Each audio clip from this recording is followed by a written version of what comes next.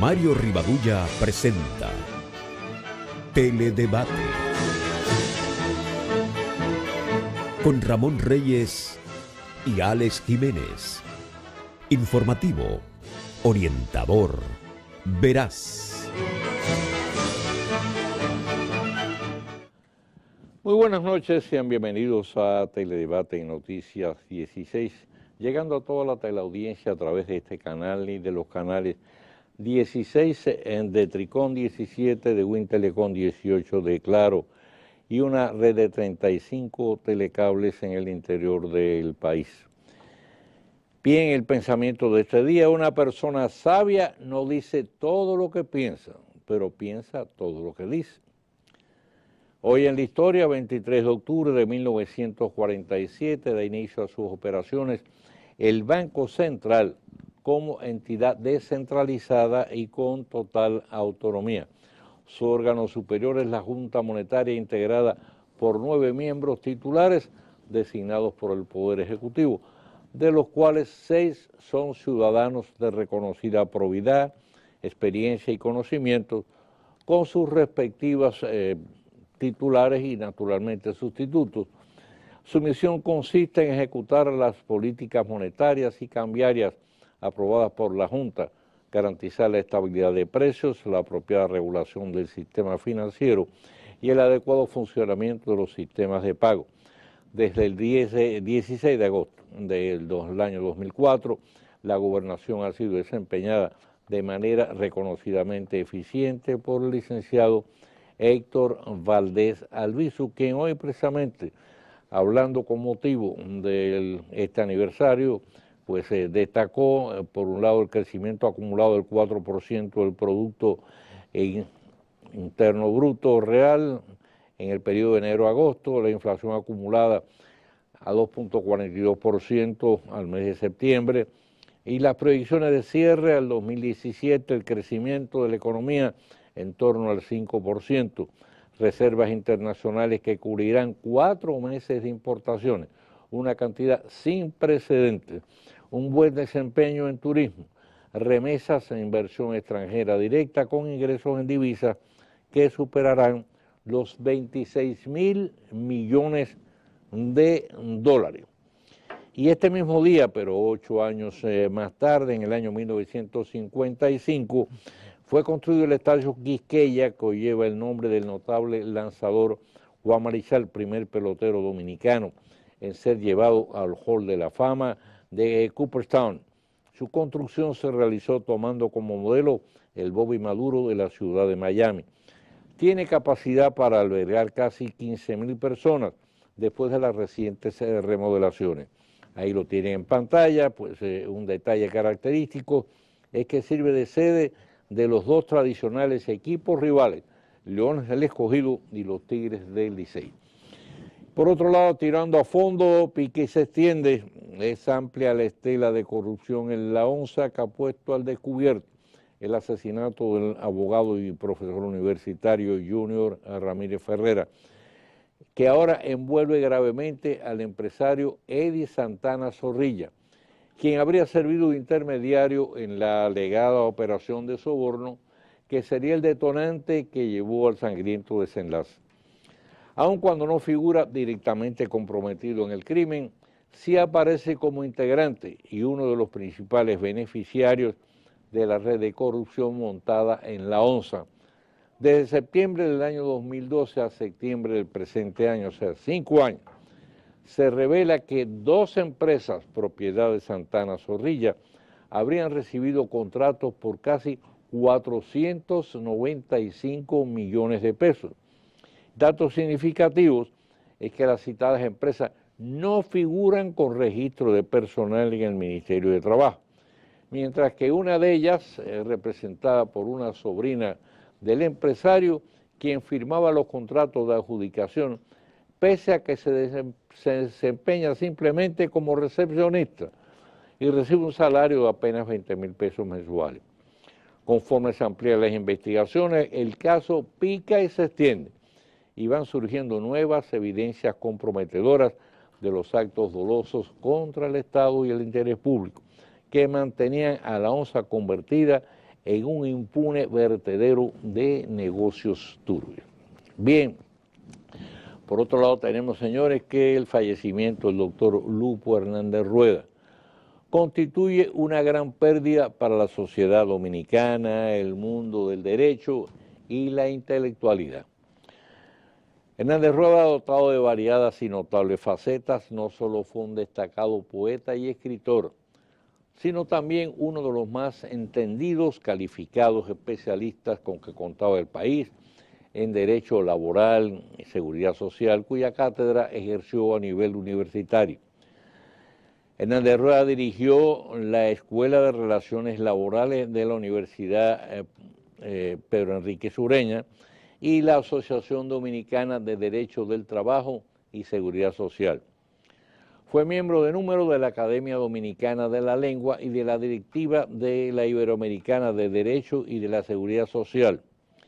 Entre los numerosos y merecidos galardones que recibió en vida, figura el codiciado Premio Caonabo de Oro. Además, es el único caso de un intelectual dominicano, poeta que recibió 5 veces el Premio Nacional de Poesía, lo que da una idea de la extraordinaria calidad que tenía. Descanse en paz. Y como artimaña de abogado defensor pasa, pero oiga, de verdad que resulta difícil asimilar la excusa que ahora alega ese que le apodan el Gordo, que es uno de los participantes en el secuestro y asesinato de Junior Ramírez Ferrera, de que la detallada confesión ofrecida a las autoridades sobre las circunstancias del hecho, que fue divulgada en la prensa, salió completa, la hizo bajo presión y torturas. ¿Cuál tipo de torturas? ¿Acaso física? Porque él es grande, ¿eh? Y en tal caso, ¿por qué no muestra las lesiones que habría recibido? O serían, imagínense, torturas secretas, y que se supone tendrían que haber sido de gran consideración para obligarlo a incriminarse en el hecho como uno de los principales responsables. Porque no es verdad que si le dan una sola bofetada, a decir, no, yo fui y participé en ese, no es verdad. Eso no se lo cree nadie. La excusa esta se asemeja mucho a ese gastado expediente a que apelan algunos políticos, que cuando lo someten a la justicia por actos dolosos, lo primero que dicen es que son víctimas de persecución política. Y la Sociedad Dominicana de Diarios, en un comunicado que se publica hoy en los distintos medios que la conforman, hace una serie de consideraciones sobre un hecho importante. Señores, es la necesidad y la importancia de que las autoridades no cierren las puertas de acceso a la información pública. La prensa libre es uno de los elementos fundamentales que identifica un sistema democrático. Este supone no solo elegir las autoridades a través del voto popular cada 4 años, no.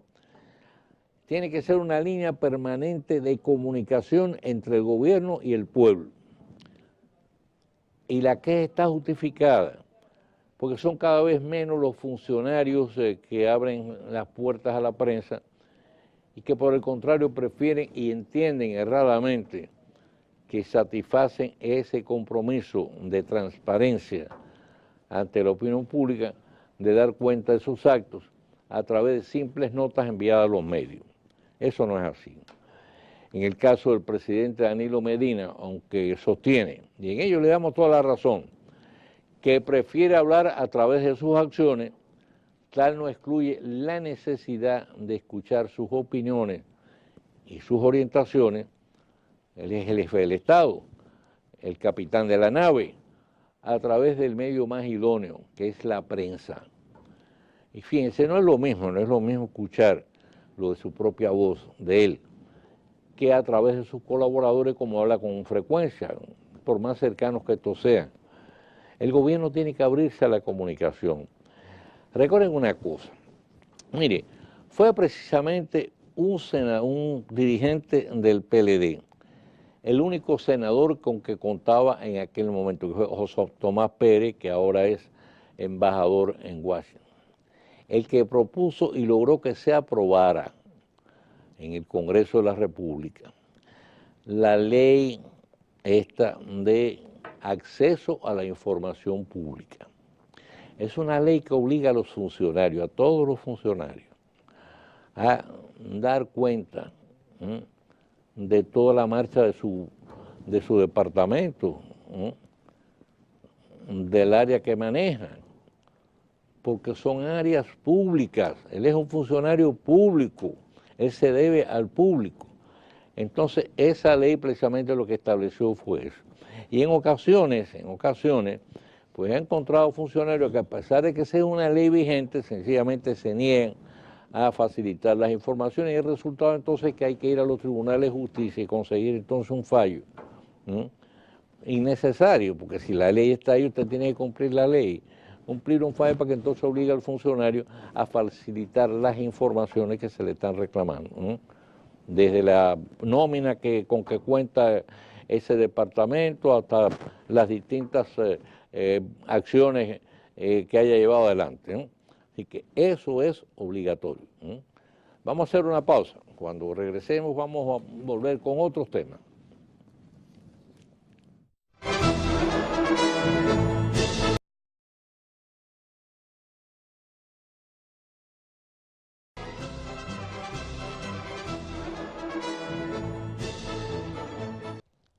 Bien, pues aquí tenemos algunas informaciones interesantes. Mire, el Banco Popular desde hace tiempo ha estado llevando a cabo un programa muy interesante a favor de las pymes, o sea, las pequeñas y medianas empresas, que son las principales empleadoras del país y que hacen un aporte significativo al Producto Interno Bruto.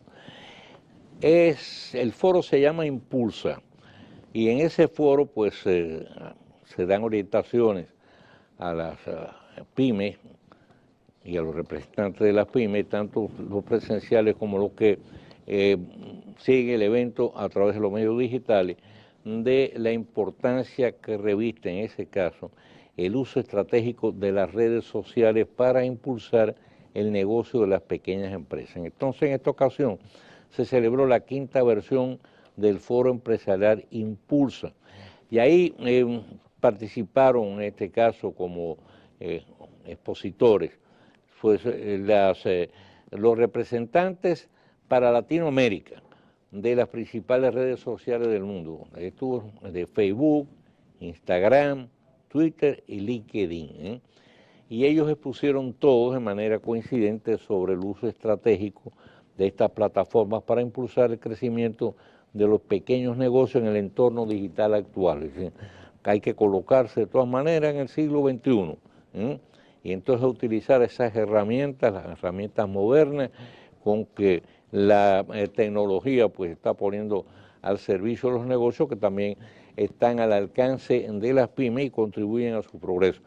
Entonces, en el foro se dirigió a los participantes el presidente del Banco Popular, Manuel Grullón, quien explicó que el interés de realizar cada año el Foro Empresarial Impulsa es elevar la competitividad y asegurar la sostenibilidad de las pymes dominicanas. Ahí, para que tengan una idea de la importancia de esto, participaron 2.600 pymes, 1.000 de manera presencial, o sea, estuvieron presentes en el evento, y los otros 1.600 a través de los medios electrónicos. Entonces, en adición, el portal Impulsa Popular ha publicado hasta el momento, primero, ha celebrado 274 programas y talleres de formación en todo el territorio nacional, desde el año 2012 a la fecha, o sea, en 5 años. Pero aparte de eso, ha publicado hasta el momento 1.700 artículos y grabado y divulgado videos de interés para las pymes. Asimismo, el paquete Impulso ofrece, además de acompañamiento financiero, una línea de asesoría a las pymes para crear y administrar su página web, llevar el negocio al terreno del comercio electrónico o implementar sus finanzas en la nube. Hay que, además, le facilitan financiamiento, como es natural, para que toda esa teoría pueda ser llevada a la práctica. Y mañana 24 de octubre, martes, a las 6 de la tarde, en el Salón Oval de la Universidad Católica de Santo Domingo, situada en la Avenida Bolívar, va a ser presentado el libro digital Sacerdotes Sociales, de la autoría de José Gómez Cerda.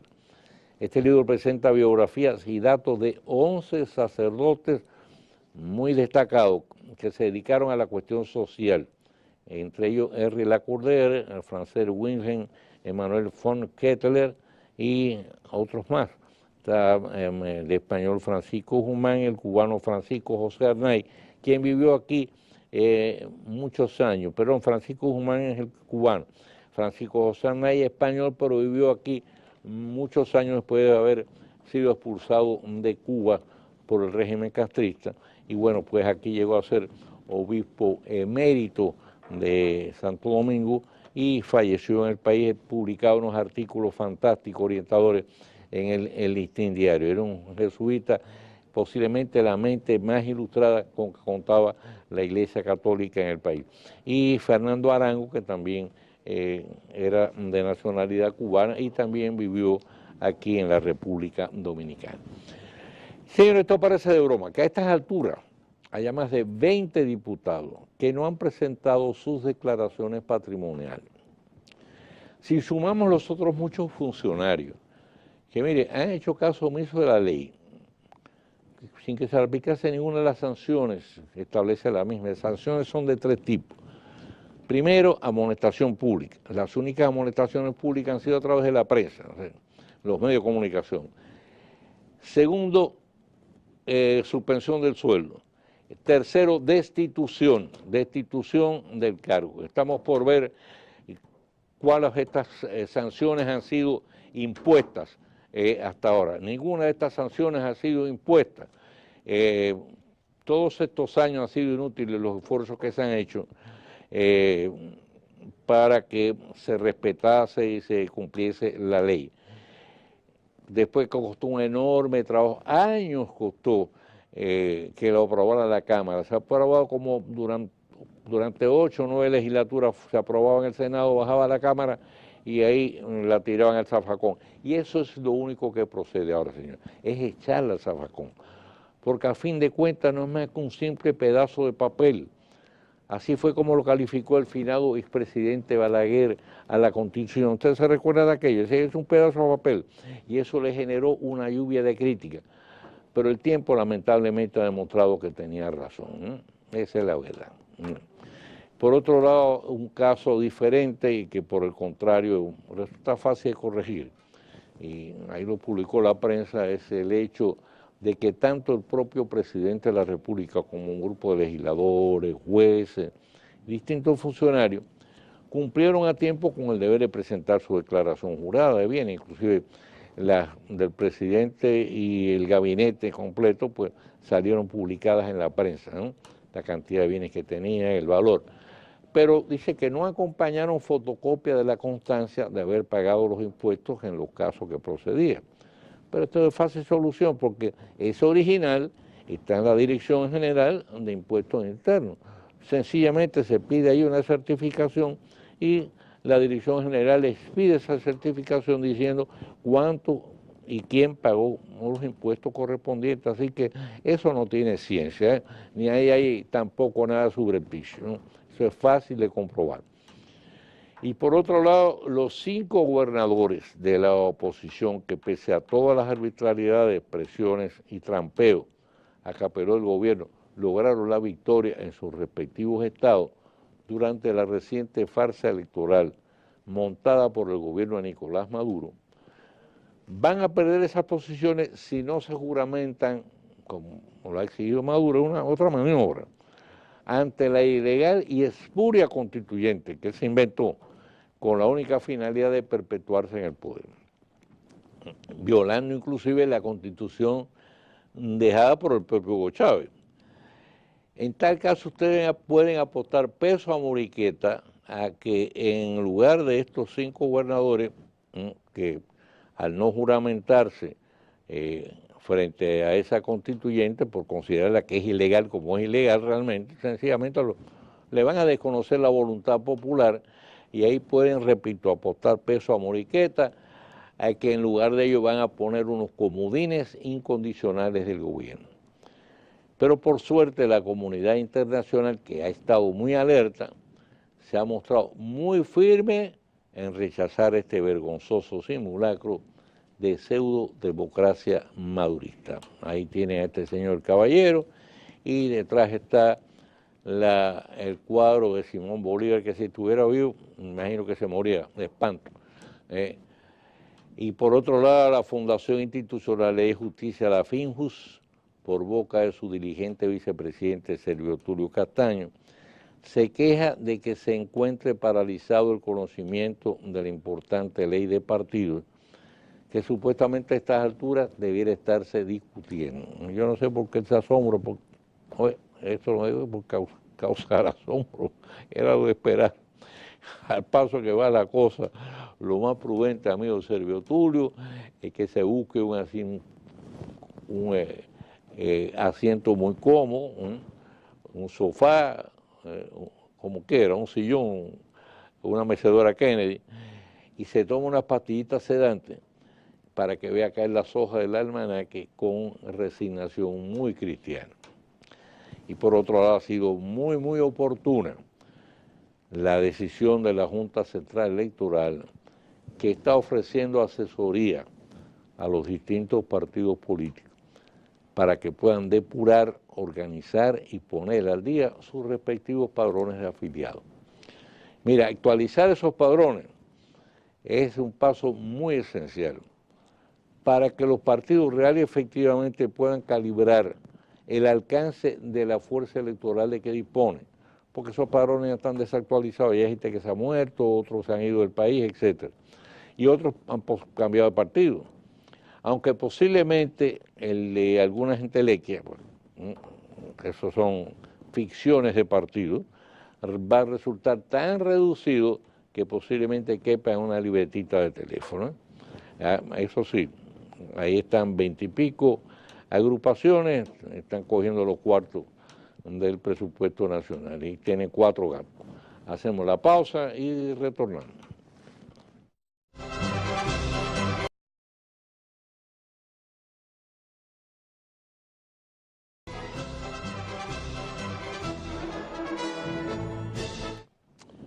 Bueno, pues en Santiago no perdieron tiempo los choferes de carros públicos y le clavaron un aumento de 5 pesos a los pasajes que tienen que pagar los sufridos usuarios, muchos de los cuales, gente de bajos recursos, trabajadores de sueldo mínimo o no mucho más allá del sueldo mínimo, que gastan buena parte de los ingresos en uno de los peores servicios de transporte público del mundo como que tenemos aquí. Por cierto, quizás un tanto ingenuamente, habíamos pensado que la creación del Instituto de Transporte Intrans iba a regular el precio de los pasajes y cualquier reajuste sometido a consideración y decisión del mismo. Pero por lo visto estábamos equivocados y seguiremos como chivos sin ley. Ojalá equivocarnos de nuevo y que en realidad no sea así. Ya llega el momento de que metan en cintura a los transportistas, es decir, acabar con el relajo que aumento 5, aumento 10, aumento 20, no puede ser. Tiene que haber el organismo regulador, es el que tiene que fijar los precios de los pasajes, como tiene que fijar también las rutas. De lo contrario va a ser el mismo desorden, ¿no? Y si de un significativo logro, sin margen a duda, puede alardear a Abel Martínez, y lo está haciendo, merecidamente, el alcalde de la Ciudad Corazón, es que ya resolvió el problema del vertedero a cielo abierto de Rafael de la mejor forma. Él llegó a un acuerdo con una empresa especializada que ha instalado una moderna planta de reciclado de la basura, dice que es la más moderna del Caribe. Mire, diariamente la ciudad de Santiago produce unas 1000 toneladas de basura, y de las cuales con este nuevo sistema ya se está procesando el 85%, ¿no? El 85%. Y eso, según Abel Martínez, ya de entrada ha representado para el Cabildo un ahorro de 6 millones de pesos mensuales. Ahí se le fue delante a la capital, ¿eh? Hay que quitarse el sombrero. Y algo parecido, señores, hemos estado reclamando aquí para el Gran Santo Domingo, con los 3,5 millones de habitantes que tenemos, que día a día nosotros enviamos al vertedero de Duquesa más de 5,000 toneladas de basura que son manejadas a cielo abierto con un elevado nivel de contaminación que además no produce ningún beneficio en este caso, como ocurre en el caso de Santiago, que se está ahorrando el ayuntamiento 6 millones de pesos mensuales, son más de 70 millones de pesos al año, con 1,000 toneladas. Imagina aquí con 5,000, ¿cuánto pudiera ser entonces el ahorro? Y el director del CEA acaba de reiterar que los terrenos del vertedero pertenecen a ese consorcio, nada del Alajún, ¿eh? Así que es indispensable agilizar la solución al estatus legal de la concesión al Alajún, que no ha cumplido, a fin de que al igual que en Santo Domingo, nosotros podamos sustituir Duquesa por un relleno sanitario, que es lo indicado, donde además se recicle la basura, que es algo que yo a veces he hecho hace muchísimo tiempo. Pero como siempre, dejamos que las cosas ocurran hasta que tenemos el agua al cuello. Y tal como expresa en una carta que dirige al Diario Libre, una señora que se identifica como, dice que es una ciudadana hastiada. Entonces, ella dice que uno de los impuestos, y ella tiene razón, más injustificado y abusivo que existe, es el cobro del 10% sobre los intereses que generan los ahorros bancarios. Hay en ese sentido un criterio equivocado, una excusa caprichosa. Se trata de beneficio de un capital rentista, de rentista nada. Mire, los bancos no poseen dinero propio para prestar. ¿Cuál es el dinero que prestan los bancos? Es el que depositan los ahorrantes, precisamente, los fondos de ahorro. Si no hubiera fondos de ahorro, no habría manera de que los bancos pudieran prestar. Sin ahorro no es posible el crédito bancario. Y es este crédito bancario es el que permite financiar actividades industriales y comerciales, la construcción de viviendas y la adquisición de vehículos. El dinero que prestan los bancos es el de los ahorrantes. Por tanto, el ahorro no es un instrumento, es un instrumento de desarrollo en un capital ocioso, en un capital rentista. Sin dinero de ahorro no habría, en este caso, desarrollo. Había que tener dinero de fuera, pedir préstamos. Eso por un lado, pero por otro, hay una infinidad de personas, señores, como esta ciudadana hastiada, que volcó su indignada queja en la página de ese matutino. Hay una sección que se llama Carta de los Lectores, ¿no? Esas han ahorrado durante toda su vida laboral, ¿no?, para poder disponer de un fondo de subsistencia al momento del retiro, porque son muchos los dominicanos allá en la tercera edad que no disponen de una pensión, ¿no? Comenzando que la Seguridad Social empezó hace apenas 16 años, y cuando empezó ya había una serie de personas que no calificaban, porque necesitaban trabajar 30 años, tener 60 de edad, pero por lo menos haber cotizado 360 meses, o sea, 30 años. Y eran personas que ya posiblemente tenían 50 años, 20 de trabajo. Entonces no iban a estar trabajando todos los 70 años para entonces obtener una pensión de la Seguridad Social. Entonces, quitarle a esa gente un 10% de los intereses generados por ese fondo que ellos trabajaron y por el cual ya pagaron impuestos, porque de esos ingresos que ellos recibieron, que les permitió hacer el ahorro, ya ellos le habían descontado el impuesto interno, el impuesto de la renta, y le habían hecho los demás descuentos. Entonces eso realmente, señores, es más que una injusticia, es un abuso y hasta un crimen. Así es como hay que calificarlo. Y por cierto, hablando de impuestos abusivos, impuestos injustos, aquí la Asociación de Industria de la República Dominicana, esto ha sido como llover sobre mojado, porque aquí las cosas se repiten. Hay gente que no entiende, tiene la cabeza más dura, oiga, que una barra de acero. Fíjate, la Asociación de Industria de la República Dominicana considera un atentado a la seguridad jurídica la práctica reiterada de algunos ayuntamientos que tratan de imponer arbitrios municipales de manera ilegal, porque son contrarios a la Constitución y las leyes vigentes. Esto ha ocurrido ya en varias ocasiones, van al Tribunal Constitucional, el Tribunal Constitucional le dice eso es inconstitucional, bueno, pues tratan de seguirlo haciendo. Y la vicepresidenta ejecutiva de la asociación, licenciada Ceisa Almanza, señaló que en los últimos años la asociación y otras empresas e instituciones se han visto obligadas a recurrir una y otra vez, o sea que no ha bastado con una sola vez, así la cabeza la tienen así, al Tribunal Constitucional y otros tribunales ordinarios por la pretensión de imponer árbitros municipales que violan la Carta Magna.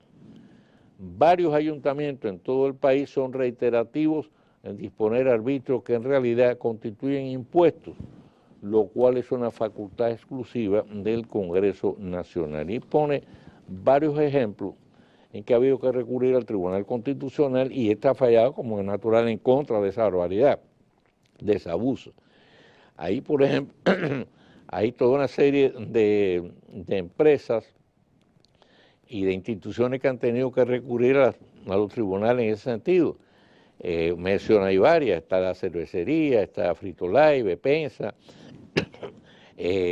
Producto Chef, el Grupo Rica, la Asociación de Industria de la República Dominicana, Acción de Comerciantes de Santiago, Mercasil, Indubeca. Bueno, como ejemplo pone la CEMEX dominicana que quisieron imponerle, oiga esto, quisieron imponerle un tributo de 5 pesos por cada metro cúbico que vendan las empresas hormigoneras que operan en el municipio de Santo Domingo Norte.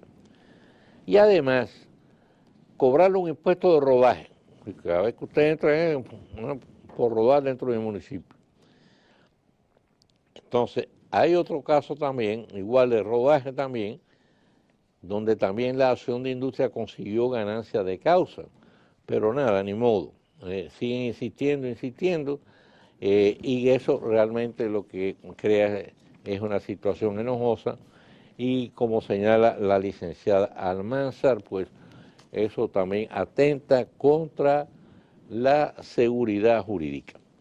Y bueno, pues aquí tenemos que Manuel Jiménez parece que volvió al arte, ha dejado un poquito la política, saben que él aspiraba primero a ser el candidato del PLD en Santo Domingo Este, cuando lo postularon entonces se postuló por un grupo de partidos independientes, la oposición no pudo ganar, ha estado haciendo la oposición al gobierno del PLD, en el cual él militó siempre, todo un viejo militante del PLD, y bueno, parece que ahora ha vuelto al arte, que es lo importante, lo de él, básicamente, porque él fue, más bien, entró de manera un tanto improvisada a la política, porque en realidad, pero lo de él es ser artista, y es un gran artista, y entonces ahí pues está ahora activando su carrera, tiene un concierto que está presentando en distintos lugares, lo va a estrenar primero en Bellas Artes,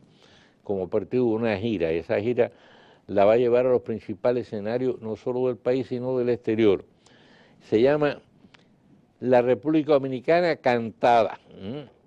Entonces, él, como dice aquí, que ha estado muy inmerso en su accionar político, y eso naturalmente le hizo abandonar, repito, el que ha sido realmente su verdadero oficio, es decir, como él dice aquí, que la música y la política la cultivo como una necesidad existencial.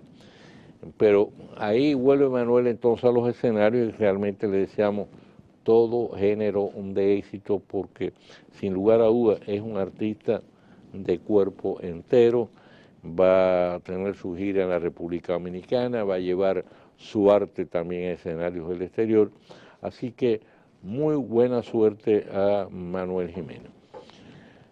Y bien, señores, pues vamos a hacer la pausa y al retorno volveremos ya con el tiro rápido de este día.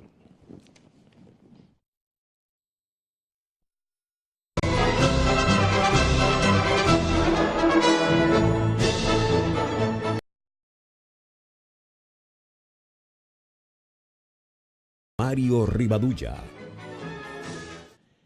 A partir de mañana y hasta el miércoles, los hospitales públicos volverán a cerrar sus puertas a los pacientes. Y de nuevo se van a repetir esas dolorosas, estremecedoras escenas de las semanas anteriores, de cientos de pacientes que no disponen de otra opción para atenderse sus quebrantos de salud, rebotados sin recibir asistencia. Esta vez el paro es por 48 horas. Más adelante, ya el presidente del Colegio Médico había adelantado que se proyecta radicalizar el movimiento con la adición de marcha. Y vaya usted a saber si entonces una huelga permanente.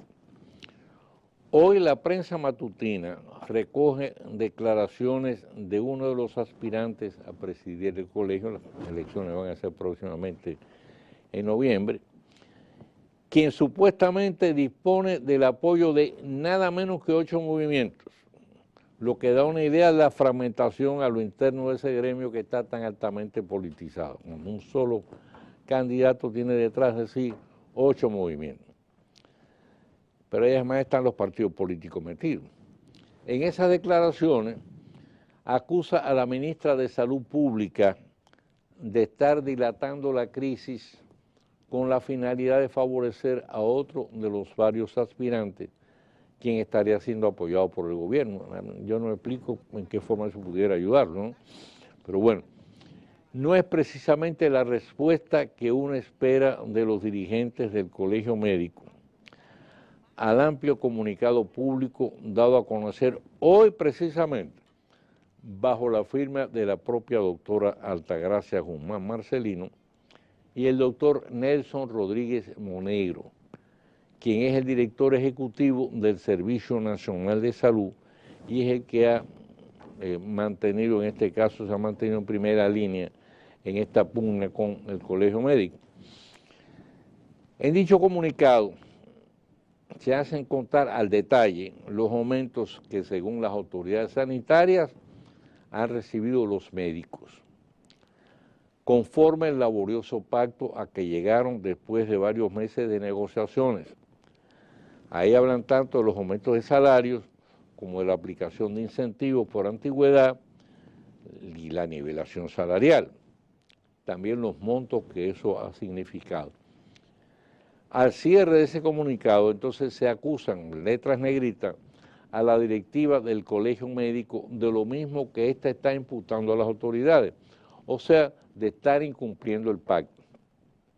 En el caso del gremio, el comunicado dice que ha violado el acuerdo donde se compromete, copiamos textualmente, a evitar medidas de presión y promover activamente la paz laboral en los distintos establecimientos, regiones y en el país, y dirimir por vía del diálogo y la concertación de cualquier diferencia, fomentando con estas medidas el respeto a los derechos de la ciudadanía y las operaciones regulares de los servicios. Hasta donde el comunicado en cuestión refleja la verdad, me refiero a los detalles del pago de los salarios, de los incentivos, es algo que escapa a nuestro conocimiento y también de la opinión pública. Pero si la directiva del Colegio Médico considera que por el contrario, el comunicado en cuestión falta la verdad en lo tocante al pago de los aumentos, de los incentivos y la nivelación de los salarios, es al colegio al que le toca demostrarlo, pero no con argumentos, sino con cifras y con hechos concretos. El presidente del Colegio Médico ha convertido en una especie de eslogan la frase, repita, hay 5.000 médicos que no han recibido sus aumentos. En más de una ocasión se le ha solicitado que dé a conocer la lista de los médicos y la excusa dice no, que están dispersos en el territorio nacional. Pero hay una realidad, en estas 3 semanas habría tiempo suficiente para recolectar sus nombres. Mire, a fin de cuentas ya no estamos en los lejanos días del oeste americano, cuando el servicio postal se hacía mediante relevo de correos a caballo. Eso demoraban días y días en llegar a destino. Ahora la internet ofrece un medio accesible y rápido para en cuestión de horas disponer de toda esa información y clasificarla. Es lo que hicieron los maestros, ¿no? Y de esa forma pudieron chequear uno por uno, y eran también maestros que estaban en el interior del país, pudieron chequear uno por uno cada caso y decir, bueno, este está trabajando en este otro lugar porque lo trasladaron, y este otro, bueno, hay 300.000 y pico, hay nada más, o varios miles, nada más han quedado 300 y pico que no se sabía por dónde, si trabajan o no trabajan, y han estado cobrando. Entonces, de esa forma resolvieron el conflicto, y esto pudo haberse hecho igual. Ahora, mientras se siga apelando a simples argumentos e imputaciones, vamos a tener más de lo mismo. Nuevos paros, más pacientes rebotados. Y eso, amigos médicos y autoridades, es ciertamente injusto, es doloroso y es inhumano. Mañana, Dios mediante, estaremos con ustedes con la nueva entrega de Teledebate en Noticias 16. Y ahora pues les sugerimos no moverse de frente a sus televisores para que puedan seguir disfrutando a plenitud de la programación de nuestro canal. Y ya más adelante vendrá entonces la última entrega del informativo de Noticias 16, que los va a mantener muy, pero muy al día de todo lo que ocurra de importancia tanto en el país como en el resto del mundo. Mario Rivadulla presentó Teledebate con Ramón Reyes y Alex Jiménez. Informativo, orientador, veraz.